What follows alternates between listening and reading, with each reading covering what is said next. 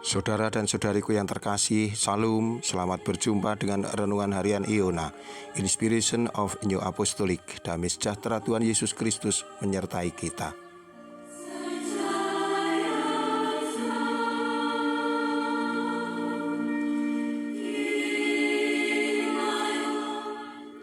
Kita akan membaca firman Tuhan dari Injil Matius pasal 12 ayat 22 sampai dengan 23. Lalu Yesus menyembuhkannya sehingga si bisu itu berkata-kata dan melihat. Maka takjublah sekalian orang banyak itu, katanya, ia ini agaknya anak Daud.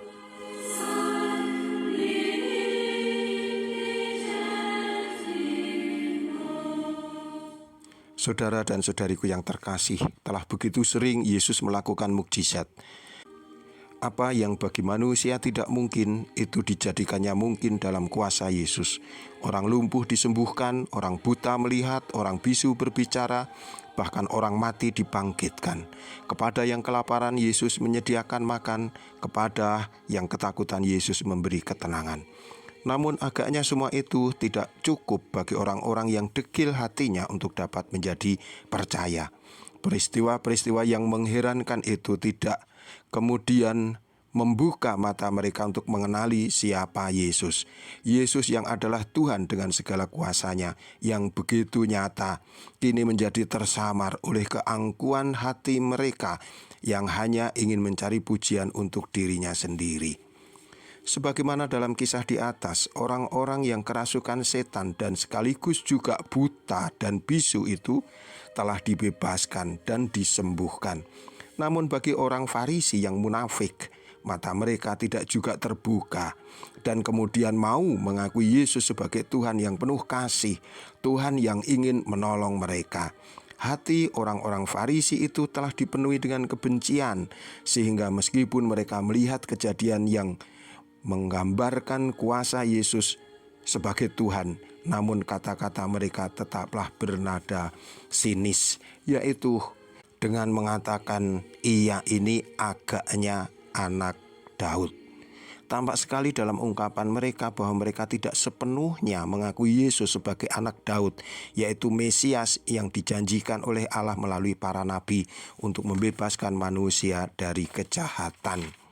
Hal ini akan semakin menjadi jelas tatkala pada bagian berikutnya kita melihat di mana mereka menyamakan Yesus dengan Beelzebul atau penghulu setan. Sungguh sebuah tuduhan yang sangat keji dan sangat tidak pantas. Yesus dengan perbuatannya yang mulia, yang hanya ingin menyelamatkan manusia, disamakan dengan setan yang senantiasa menebar dusta dan hanya ingin membinasakan dan menyengsarakan manusia.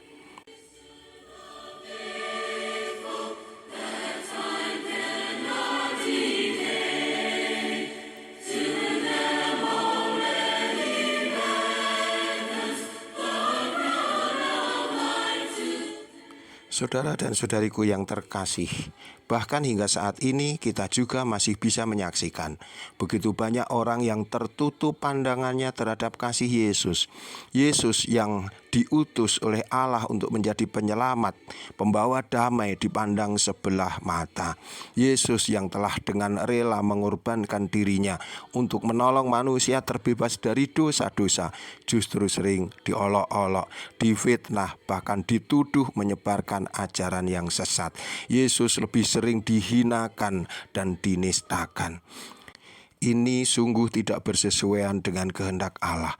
Allah sangat mengutuk mereka yang membalas kebaikan dengan kejahatan. Dalam pengajarannya, Yesus berkali-kali berpesan, jangan kau balas kejahatan dengan kejahatan, bahkan balaslah kejahatan dengan kebaikan. Kita hendaknya berhati-hati agar jangan sampai kita melakukan perbuatan keji, di mana dalam peribahasa sering digambarkan sebagai air susu yang dibalas dengan air tuba. iba. Jangan hanya karena iri hati orang yang berbuat baik kemudian tidak kita hargai, bahkan sebaliknya kita fitnah atau kita hinakan. Jangan hanya karena kebencian perbuatan mulia orang kita samakan dengan pekerjaan setan. Siapapun orang yang telah berbuat baik, maka kita seharusnya menghargai mereka. Bahkan jika dibutuhkan kita bantu. Rasul mengajarkan perbuatan baik dibalas dengan perbuatan baik, itu manusiawi. Perbuatan jahat dibalas dengan kebaikan, itu pekerjaan ilahi. Tapi sebaliknya perbuatan baik dibalas dengan kejahatan, itu adalah pekerjaan setan.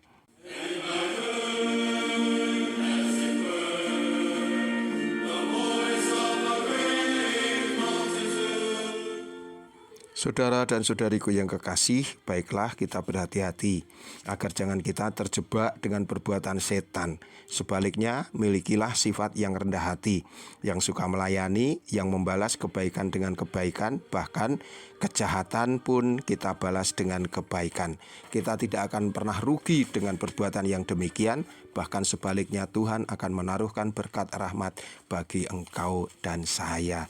Tuhan memberkati kita, sampai jumpa. Amin.